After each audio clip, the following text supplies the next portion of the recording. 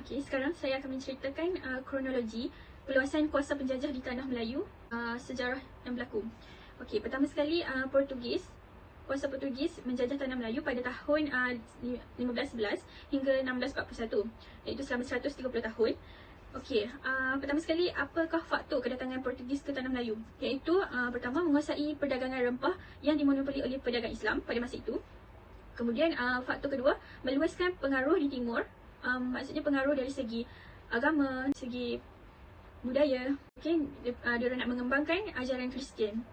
Okey, yang terakhir sekali faktornya untuk menarik, kerana mereka ni tertarik dengan Melaka, iaitu dari segi lokasi yang strategik antara India dan China, iaitu menjadi pelabuhan perdagangan yang terkenal pada masa itu. Okey, kemudian saya akan menceritakan penjajahan, bagaimana penjajahan Portugis itu berlaku. Okey, Portugis telah berjaya menawan Melaka dengan pimpinan Alfonso Albuquerque dan membina kota Formosa untuk melindungi mereka daripada serangan Sultan Mahmud yang pada masa itu cuba mendapatkan semula Melaka. Kemudian akhirnya mereka itu tewas apabila waris Kesultanan Melayu Melaka di Johor telah mendapat bantuan dari pihak Belanda sendiri untuk berjaya menawan Melaka semula. Jadi pada masa 1641 tu mereka sudah tewas dan telah mengembalikan semula Melaka kepada pihak Kesultanan Melayu Melaka lah, dengan bantuannya pihak Belanda. Jadi kesan daripada penjajahan Portugis pada masa itu wujudnya masyarakat Serani, iaitu hasil perkahwinan Portugis dengan pihak penduduk tempatan. Juga pengenalan tulisan Rumi, iaitu tulisan Roman. Kemudian penyerapan bahasa Portugis. Juga pada masa itu penyerapan bahasa Portugis juga telah famous lah. Yang seterusnya, penjajahan kuasa Belanda di tanah Melayu. Penjajahan Belanda ni berlaku dari tahun 1641 hingga 1824. Okey, pada penjajahan Portugis tadi, Belanda telah membantu Kesultanan Melayu Melaka untuk merebut kembali Melaka dari tangan Portugis. Jadi mereka mengambil kesempatan itu untuk menawan tanah Melayu dengan menggunakan kuasa mereka. Okey, dari segi kesan dari segi pentadbiran, mereka telah menubuhkan syarikat Hindia Timur Belanda dan juga pusat pentadbiran di Betari, iaitu di Jakarta. Jadi mereka memulakan penjajahan mereka dengan menubuhkan pentadbiran di Betari. Kemudian apakah faktor Belanda datang ke tanah Melayu? Belanda ingin mengatasi kuasa Portugis. Maksudnya pada awalnya Portugis datang ke tanah Melayu untuk menawan tanah Melayu. Jadi mereka merasa ingin menunjukkan kuasa mereka. Jadi mereka cuba untuk membantu Kesultanan Melayu Melaka untuk menawan Melaka semula untuk mendapatkan tanah Melayu itu sendiri. Okey. Kemudian mereka juga ingin menghapuskan pelabuhan Melaka yang kerana pentadbiran mereka di Betari itu sendiri. Jadi mereka ingin menghapuskan pelabuhan Melaka kerana pelabuhan Melaka pada masa itu menjadi tarikan orang ramai. Okey, kemudian mereka juga ingin menguasai perdagangan rempah di Kepulauan Melayu. Seperti yang kita tahu, tanah Melayu pada masa dahulu kaya dengan rempah ratus dengan kerana banyak pedagang daripada India dan pedagang asing, pedagang Arab contohnya datang untuk bertukar-tukar barang. Okey. Kemudian mereka juga ingin menguasai perdagangan kain di India dan biji timah di negeri Melayu. Maksud di sini, pedagang India yang datang dari India akan membawa barangan mereka, iaitu seperti kain yang terkenal yang bertukar dengan barangan orang Melayu, iaitu macam contoh biji timah dan sebagainya. Jadi mereka ingin menguasai dan memonopoli perdagangan tersebut kerana membawa banyak faedah kepada mereka. Okey, yang seterusnya adalah penjajahan kuasa British di tanah Melayu ataupun dikenali sebagai penjajahan kuasa Inggeris. Kerana pada masa itu mereka dikenali sebagai penjajahan Inggeris. Mereka memulakan penjajahan mereka di tanah Melayu pada tahun 1824 sehinggalah 1941, iaitu selama 117 tahun. Okey, apakah faktor penjajahan Inggeris ini berlaku di tanah Melayu?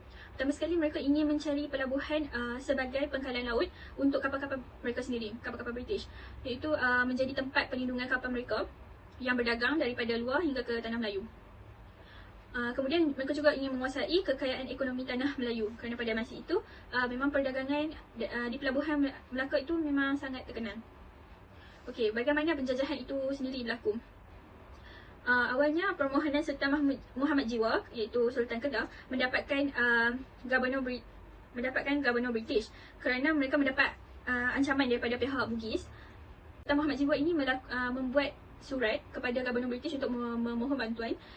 Pertamanya mereka menolak, tetapi Sultan Muhammad Jiwa ini menghantar utusan ke Aceh untuk berjumpa dengan Francis Light untuk membincangkan tentang penubuhan pusat perdagangan di Kuala Kedah. Setelah memberi jaminan kosong kepada Sultan Kedah, Perancis ini bersetuju untuk membantu Sultan Muhammad Jiwa. Okey, kemudian mereka membuat perjanjian Inggeris Belanda 1824 yang menyebabkan biasanya penubuhan negeri-negeri tertentu, iaitu contohnya negeri-negeri Islam, negeri-negeri Melayu tidak bersekutu, negeri-negeri Melayu bersekutu, dan juga membinakan sistem presiden serta perluasan kuasa British itu sendiri. Okey. Kemudian saya akan menceritakan penjajahan Jepun di tanah Melayu. Penjajahan Jepun ini berlaku pada tahun 1941 sehinggalah 1945. Hanya berlaku selama 4 tahun saja. Okey, jadi kenapa Jepun datang ke tanah Melayu? Kedatangan Jepun ini berlaku apabila di Jepun itu sendiri berlakunya kebangkitan Meiji dan berlakunya perluasan kuasa Meiji itu sehingga menyebabkan berlakunya Perang Dunia yang pertama di Jepun. Jadi kesan daripada Perang Dunia itu menyebabkan Jepun mempunyai pertambahan penduduk yang begitu ramai, menyebabkan ekonomi mereka merosot kerana tidak dapat menampung pertambahan penduduk tersebut, dan juga mereka ingin dapatkan bahan mentah daripada tanah Melayu. Okey, dasar pemerintahan Jepun di tanah Melayu apabila mereka menjajah tanah Melayu itu sendiri, mereka telah menubuhkan pentadbiran tentera, iaitu mereka memperkenalkan dasar sentiasa berubah untuk kepentingan Jepun sahaja. Mereka juga telah mengasingkan Singapura daripada tanah Melayu, yang menyebabkan sehingga sekarang Singapura terasing daripada tanah Malaysia lah. Okey, pada masa itu reaksi penduduk terhadap penjajahan Jepun, iaitu dari segi pentadbiran tentera, kebanyakannya mereka penduduk tanah Melayu pada masa itu menyokong dengan Jepun kerana mereka terpengaruh dengan slogan Jepun, iaitu slogan untuk membantu orang Asia. Namun orang Cina menentang kerana pada masa itu berlakunya perang Cina dengan Jepun. Okay, jadi ada yang mengadakan gerakan anti Jepun. Contohnya persatuan MPAJA dengan Force 136. Okey, daripada penjajahan Jepun itu sendiri, kesannya adalah dari segi politik, orang Asia menjadi yakin kepada Jepun kerana slogan yang mereka berikan, iaitu membantu orang Asia itu. Mereka yakin bahawa Jepun ini akan membebaskan negara mereka daripada pihak penjajah barat. Okey, kemudian pihak Jepun juga menubuhkan sekolah Korenjo yang menyebarkan bahasa Jepun dan juga pelantikan orang tempatan dalam pentadbiran Jepun. Okey, jadi dari segi ekonomi pula semakin lumpuh kerana rakyat terkurung dengan pentadbiran tentera itu sendiri. Rakyat juga menderita kerana tidak bebas untuk melakukan apa yang mereka kehendaki. Perdagangan antarabangsa juga terhenti kerana perairan dikawal oleh tentera bersekutu. Jepun juga memperkenalkan kad catuan. Kad catuan ni macam untuk makanan dan untuk pertanian mereka, bahan mereka sendiri, mereka dicatu. Contohnya seperti beras, tepung yang contohnya beras, tepung untuk menyekat hasil penduduk tempatan. Okey, kemudiannya sosial. Dari segi sosial juga makanan mereka disatu kerana pentadbiran tentera itu sendiri menyekat kebebasan rakyat tempatan. Rakyat juga beralih kepada makanan seperti ubi keledek, ubi kayu yang juga daripada hasil tanaman mereka sendiri. Okey, mereka juga menyebabkan pihak tempatan, penduduk tanah Melayu itu sendiri melakukan perintah berkurung. Maksudnya Jepun tidak membenarkan rakyat tempatan melakukan aktiviti harian mereka secara bebas dan terbuka. Okey. Tapi dari segi kebaikan kesan daripada sosial juga, dengan perintah berkurung itu pihak penduduk tempatan juga banyak menghasilkan hasil kreatif. Contohnya dari segi industri tradisional yang aktif lah, maksudnya mereka banyak membuat hasil-hasil kreatif. Dari segi contohnya membuat minyak kelapa contohnya. Okey, akhir sekali kuasa penjajah di tanah Melayu yang terakhir adalah penjajahan British. Mereka menjajah tanah Melayu pada tahun 1945 sehingga 1957, selama 12 tahun saja. Mereka masih mengekalkan sistem pentadbiran yang sama dengan pada tahun 1824 sehingga 1941. Tetapi mereka telah menambahkan sistem ekonomi feudal, iaitu sistem ekonomi kapitalis kolonial. Iaitu pihak British telah memajukan dari segi perdagangan, ekspor dan import, pengeluaran barangan-barangan pihak yang dikeluarkan oleh pihak tempatan. Contohnya biji timah. Okey, dari segi demografi juga telah mengubah kepada masyarakat majmuk, iaitu terdapatnya kaum India, kaum Cina dan kaum Melayu kerana kemasukan buruh-buruh Cina, buruh-buruh asing daripada Cina dan India. dasar imigrasi juga telah terbentuk apabila ingin memenuhi keperluan tenaga kerja. Maksudnya kemasukan tenaga buruh dari China dan India itu menubuhkan dasar imigrasi dari segi sektor ekonomi yang moden. Okay.